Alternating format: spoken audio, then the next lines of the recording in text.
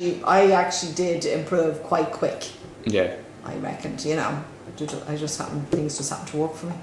And the heat treatment, how long, when you'd have that daily for the 3 weeks I was you were in there. Yeah. And do you think that daily, could you notice it straight away? Like when you woke up in the morning, if you're in pain, would it immediately? No. It was a relief at the time, more so as far as I can remember. It was just like wax. You put dip them in wax, and then they wrap them with towels. But it was the heat at the time. But I was quite bad at that stage when I was in hospital. Yeah. Do you know what I mean? So anything would have made an improvement. Anything, yeah. Yeah.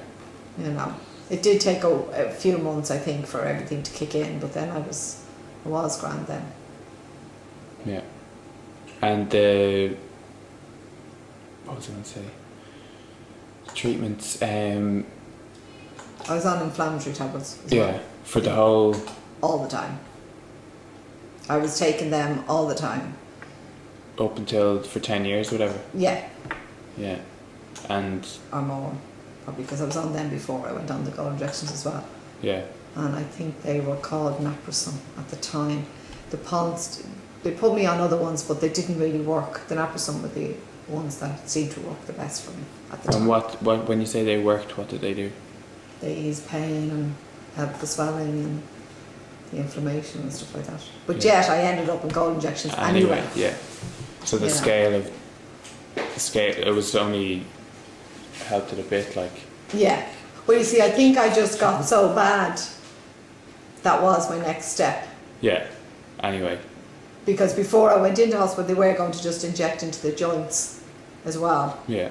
And then they decided no, it had gone too bad that they'd send me into hospital. And I stayed for 3 weeks. Was that nice? It was lovely. I got out at weekends. Well, it wasn't really, because they were all quite old and I was the youngest at the time. Yeah. And when you saw others and the way they were, and I didn't really want to end up like that either. Yeah.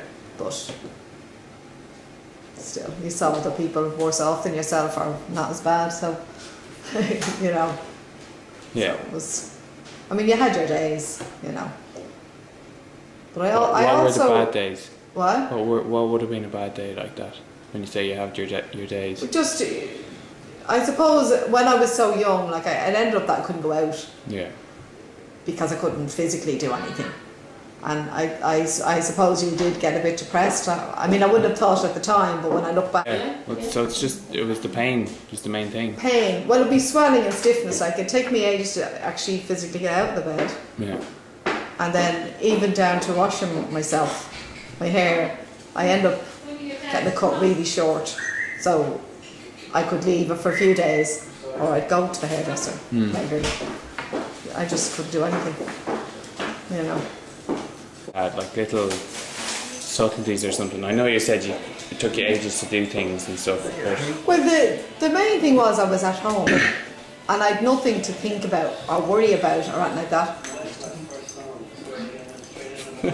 I'd nothing to worry about, I'd nothing to look after. I was lucky I'd no kids or anything like that, and I had my mother and father and my sister. Sorry, my sisters. But so looking back, I was lucky I had nothing else, because I saw other people in hospital that would have had children, couldn't do it, and were worse because of it, I'd say. Yeah. You know, where I was able to just me to look after. Yeah. If you know what I mean. Yeah. And I had nothing else to think of, like I could do everything. I went on certain diets. So you dedicated yourself to it, yeah. Yeah. Okay. What type of diets? I went on it was a health diet, meat-free diet. And were they like the wax or whatever, or the small treatments that didn't really have? They worked at the time, but then you got that you didn't do anything. I couldn't. You didn't have enough energy to do that. You couldn't. Yeah. Well, yeah, and also I got very strict and everything. That you didn't feel you were living. No, you were kind of. It didn't go out. Yeah. You know, you kind of just stuck to these. The pain. Was it the pain that you were trying to deal with, or was that the first thing you were trying to deal with? The pain, yeah. The pain would have been, but then it got that I wouldn't have been able to do stuff. I couldn't straighten my arms and stuff. So. But was that painful, or was that just stiff. Stiff as well. Yeah, it got that I couldn't. Yeah. I used to have to get physio on it, and I eventually got them straightened. And the one consultant did say to me, "You don't need your arms straight," which wasn't. But I did. I mean, eventually I got it, but I couldn't do that. Like I couldn't reach up or couldn't. Couldn't. Worse, I couldn't even open the files. When I think of it, it's transferred to where I was now. Like. Yeah. And I couldn't tell them because I didn't want them to know. I couldn't open the filing cabinets.